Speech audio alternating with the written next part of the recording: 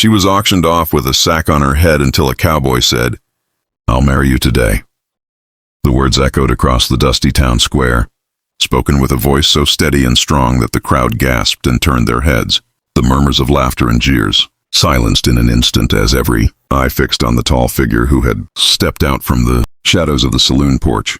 The young woman standing on the wooden platform with a burlap sack covering her face stiffened at the sound of his voice, her hands trembling where they were tied in front of her, because for hours she had been nothing more than an object of ridicule and shame. The townsfolk had gathered, eager for the spectacle of humiliation, eager to throw coins or crude remarks at the girl whose past sins, real or imagined, had left her at the mercy of men who thought her worth no more than cattle. The auctioneer, a greasy man with a voice like a vulture's caw, had shouted numbers to the crowd, mocking her plight, demanding bids for the life of a woman who had no say in her own fate. Beneath the sack, her tears had soaked into the rough fabric, her breath ragged with despair, her heart pounding with the knowledge that whoever claimed her would not see her as human, only property. And then came the voice. "I'll marry her today," the cowboy said again, stepping forward into the harsh glare of the sun, his boots kicking up dust, his hat low over eyes that gleamed with a fire no one could ignore. He was not like the others. There was no cruelty in his tone, no arrogance, only conviction, and something in the way he said it silenced even the boldest hecklers. The auctioneer faltered, his jaw tightening in frustration, because this wasn't the way things were meant to go. The game was to strip the girl of her dignity, to see her bought and broken. But here was a man who had shifted the rules with 7 simple words.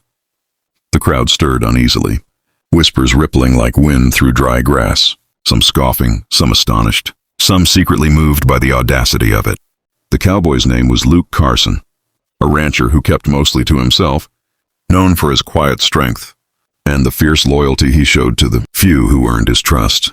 He had not come to town that day looking for a wife, yet when he saw the young woman trembling on that platform, faceless beneath the sack but heavy with hopelessness, something in his heart refused to let the cruelty continue. He climbed the steps of the platform, his boots ringing against the wood, and with one swift movement he pulled the sack from her head.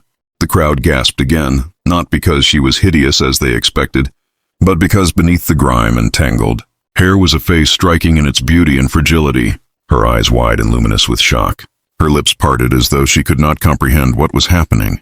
She looked at Luke with a mixture of disbelief and desperate hope, as if afraid he might vanish at any moment and leave her to the vultures. "You heard me," he told the auctioneer firmly. "This woman isn't up for sale. She's my bride, and I'll take her away from here today." The auctioneer sputtered, his authority crumbling beneath the cowboy's gaze, and though a few in the crowd jeered, most stood in stunned silence, uncertain what to make of the moment. Luke untied the ropes that bound her hands, his touch gentle, his movements careful, as though he feared she might shatter. For the first time in months, maybe years, the young woman felt air rush into her lungs, without the weight of despair, crushing it back out. Her name was Clara, though few remembered it anymore. They only remembered the lies that had dragged her into this moment, the whispers of scandal, the cruel judgments of those who had never known her truth.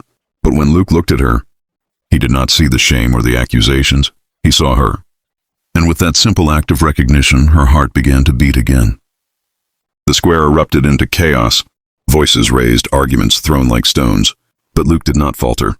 He lifted his hand and placed it gently on Clara's shoulder, his voice steady as he said, "You're safe now." And though she barely knew him, though her world had been shattered and rebuilt in the span of a heartbeat, Clara believed him. For the first time in a long time, she believed. The sun was already dipping low in the sky when Luke led Clara away from the square, his hand steady on hers, the murmurs of the townsfolk chasing after them like a swarm of flies, some mocking, some astonished, and a few silently rooting for a miracle they themselves hadn't dared believe in. And though her legs trembled beneath her, Clara followed him because, in that moment, he was the only solid thing in a world that had crumbled into dust.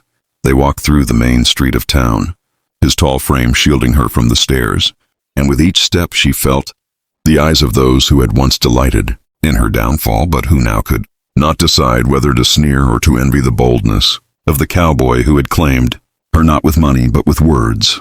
At the end of the street stood the small white church, its steeple catching the fading light. and Clara's breath caught when Luke pushed open its doors and guided her inside. For the scent of old wood and candle wax was like a memory she had not dared to keep, the memory of a time before her life had been twisted by betrayal and rumor. The preacher, a kind-eyed man who had long watched Clara's suffering with quiet sorrow, looked up in surprise as Luke led her to the front.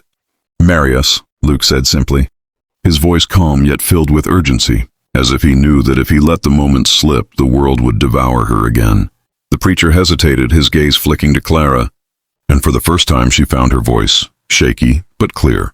"Please," she whispered, her eyes glistening with tears. "I have nothing left but this." The preacher nodded slowly, as though he too understood that this was no ordinary union but an act of salvation, and within minutes the candles were lit, the Bible opened, and the sacred words spoken that bound two strangers into something far greater than either had expected when the day began. Clara's heart pounded as Luke slipped the simplest of rings onto her finger, a plain silver band he had carried for years but never used, and when he repeated the words, "I do," his voice held no hesitation, no doubt. She whispered the same, her voice catching, and in that instant, the weight of shame that had crushed her for so long seemed to crack and fall away, replaced by a fragile but undeniable hope. The preacher pronounced them husband and wife, and though there were no witnesses but God and the flickering candles, the moment felt more real than any she had ever known. When Luke turned to her, his eyes softened with something she could not yet name, and he said quietly, "You're mine now, and no one will ever hurt you again." The words struck her like lightning, not because she believed herself owned, but because in his tone she heard not possession but protection, not control but the promise of a shield she had never known. He kissed her then, a brief, reverent brush of lips that felt more like a vow than a passion, and her knees nearly gave way beneath her, for she had thought herself unworthy of tenderness, and here it was, offered freely. They left the church together, the night wind cool against their faces, and outside the townsfolk had gathered still, murmuring in disbelief. But when they saw the rings on their hands and the calm conviction in Luke's eyes, even the boldest scoffers fell silent. Clara, who had once been paraded as a spectacle of shame, now stood as a bride with her head held higher than it had been in years, and though her heart still quivered with fear of what came next, she held on to Luke's hand as if it were the only anchor she had in a storm-tossed sea. They mounted his horse, and he lifted her gently into the saddle before swinging up behind her, his arm steady around her waist, as they rode out of town into the open plains where the stars were beginning to pierce the darkening sky. For the first time in so long, Clara looked up and felt the night was not a prison but a canvas, endless and waiting to be painted with new beginnings. She leaned back against him, feeling the warmth of his chest, the steadiness of his heartbeat, and though her mind whispered that this was madness, that she was a fool to believe in a cowboy's promise, her heart whispered louder still that maybe this was the hand of Providence, pulling her from despair into something she had never dared dream of again. And as the town faded behind them, so too did the echoes of her humiliation, leaving only the sound of hooves on earth and the quiet certainty that life as she knew it had changed forever. The ride to Luke's ranch was long, the moon rising high above them as if to bless the strange union that had been forged, not in luxury or romance, but in defiance of cruelty, and Clara, clinging to the saddle, horn while feeling the steady arm of her new husband around her, could hardly believe that the day which had begun with a sack over her head and jeers in her ears was ending, with the sound of a man's steady breath and the sight of freedom stretching before her like an endless horizon. When at last they reached the ranch, a modest spread tucked against the foothills with a sturdy barn and a weathered but welcoming house, Clara felt a lump rise in her throat, for it was more than she had dared imagine she would ever have again. Shelter, safety, the promise of belonging. Luke dismounted first, then lifted her down with care, his hand strong yet gentle, and as her feet touched the earth she whispered almost without thinking, "Why me?" The question trembled with disbelief, for she could not reconcile her worth with the choice he had made. But Luke looked at her as if the answer was the simplest thing in the world. "Because you were drowning and I knew I could pull you out," he said quietly. "A man doesn't walk away from that." His words sank into her heart, planting roots in the soil of her wounded soul, and as he led her inside the house, where the fire crackled and the scent of wood smoke wrapped around them, Clara felt warmth for the first time in years that was not from a hearth alone, but from the presence of another soul who saw her as more than brokenness.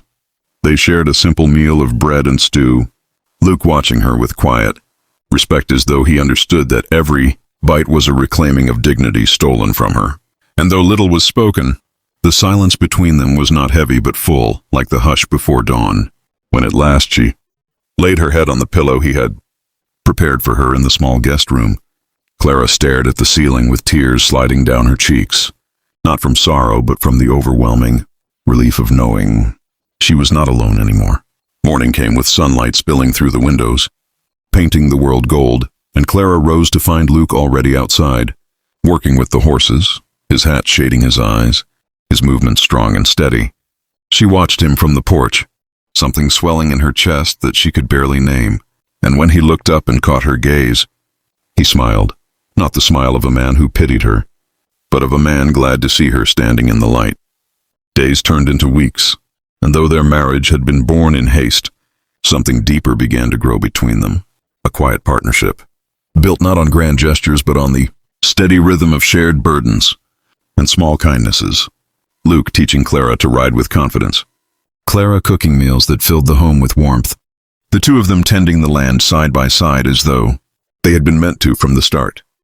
There were moments of doubt, when Clara's past would haunt her in whispers, when the memory of cruel laughter would steal her breath, but Luke would always be there, grounding her with a hand on her shoulder, a steady word, a reminder that the past could not dictate the present. One evening, as the sun dipped behind the hills and painted the sky with fire, Clara stood with Luke on the porch, her hand entwined with his, and whispered, "I thought I'd lost everything." He turned to her, his eyes steady as the earth beneath their feet, and replied, "Sometimes you have to lose everything to see what was waiting all along." In that moment she knew that what began as an act of rescue had become something truer, something stronger than she had dared dream. Love born not from chance but from choice, a choice made by a cowboy who saw her worth when the world had cast her aside. And so, dear listener, let this story remind you that even in the darkest hours, when dignity is stripped and hope feels buried, there can come a voice strong enough to shatter the chains, a hand steady enough to pull you from despair, a love brave enough to rewrite the ending. If this story touched your heart, if it made you believe again that courage and kindness can change a life in a single moment, then make sure you subscribe to the channel, because there are more stories of love, redemption, and second chances waiting just for you, and you won't want to miss a single one.